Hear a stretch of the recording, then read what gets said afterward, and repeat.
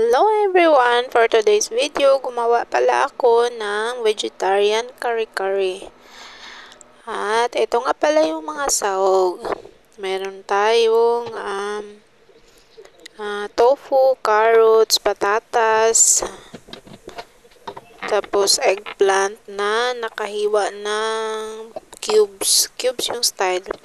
Tapos minarinate ko na yan guys. Merong halo na asin, Spanish paprika powder, cumin powder, onion powder, garlic powder, at saka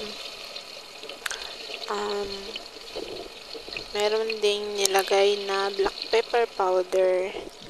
At ito nga pala, pinainit ko na yung mantika at saka niluto ko siya.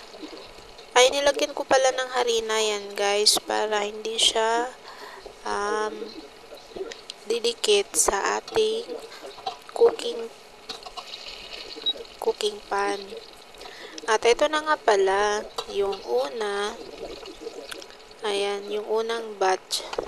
At saka isala muna natin guys para hindi sobrang oily. Ang gamit ko pala niyan na mantika ay yung hindi pala olive oil, yung coconut oil.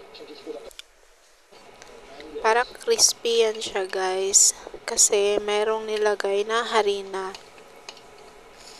At nasa inyo na din yan kung gusto nyong lasa. Pwede naman siya lagyan ng black sauce pero sa akin wala akong nilagay niyan. At habang nagprito tayo sa pangalawang batch, atin na namang i-blend ang ating kamatis, onion. Ayan, malaking kamatis yung ginamit ko guys. At saka yung sauce na natira, nilagay ko pala dyan. Kaya syempre sayang naman ang lasa niyan. At ngayon, dagdagan natin ng tubig. At atin ng takpan at i-blend. Ang sarap nitong luto ko guys. Wala lang, ako lang din nagpangalan nito na vegetarian kare-kare. Tsaka ayan na, set aside muna natin yan. At ang isunod naman natin na i-blend ang ating na boiled na mais at saka cashew. Instead naman guys, ang nilagay ko is cashew. Ayan, set aside na natin at tapusin na natin ang ating naprito na mga gulay at saka yung tofu or tokwa. Iba-iba pala yan guys. Meron na yung carrots, at saka yan, tofu, eggplant, patatas. Ayan lang, tatlong klase lang. Apat pala. Apat na klase pala yan. Ayan. At ngayon, mag-umpisa na tayo para may sauce na tayo. Iluto na natin ang ating sauce. Lagyan natin ng kunting mantika na olive oil. At ngayon, isunod na natin ang ating na-blend na kamatis at saka onion. At lagyan natin ng konting asin. Konti lang guys, pampalasa lang naman yan. Kasi yung yung prito natin na gulay na may lasa na po yun. Ayan, halugayin natin ng halugayin.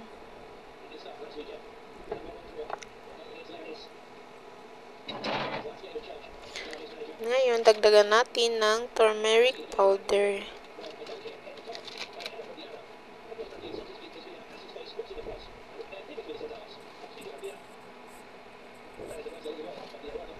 At ngayon naman, isunod natin ang ating cumin powder. Konti-konti lang.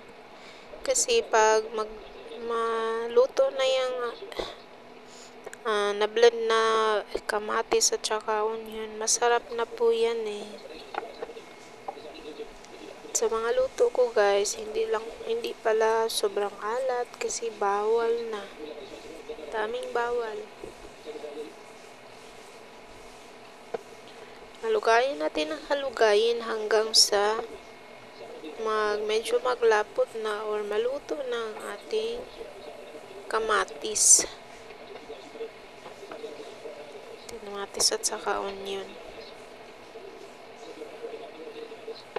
Tinikman ko naman ulit guys kung tama na ba yung lasa. At ito na, medyo naglapot na ang ating sauce.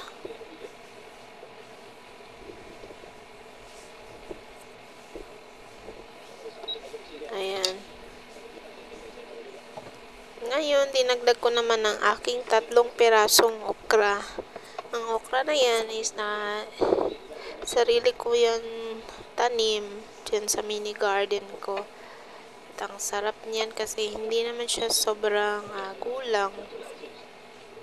Tama-tama lang. Isunod naman natin ang ating na-blend na cashew at saka yung sweet corn or yung yellow corn. Ating paghaluin hanggang sa mag-absorb yung mga sangkap na nilagay natin.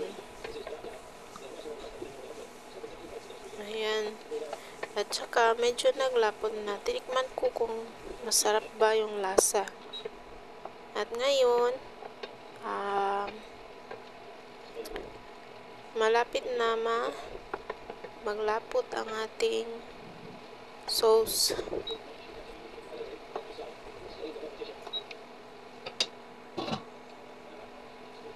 Idagdag natin ang ating kale. Instead na pechay, kale yung nilagay ko guys kasi yan lang po yung available dyan sa ating refrigerator. At saka guys, masarap naman po yung kale. Bali, similarities lang po sila ng lasa. Ayan, binaliktad ko hanggang sa maluto siya.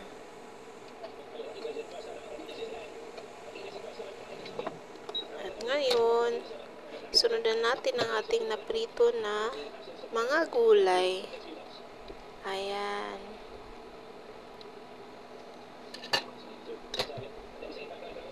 Na may kasamang tofu.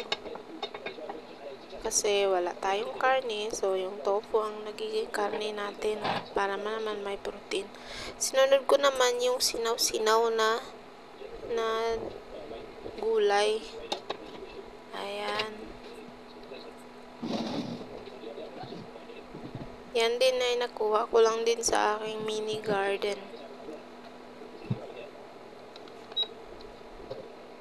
Ating haluin hanggang sa sarap na guys. Salamat sa panunood. At ito na nga pala yung resulta. Ayan, ang sarap niyan at saka nanam kasi mayroon tayong cashew na nilagay. Ito na nga pala yung combo na ginawa ko. Chips, rice, at saka yun, kare-kare.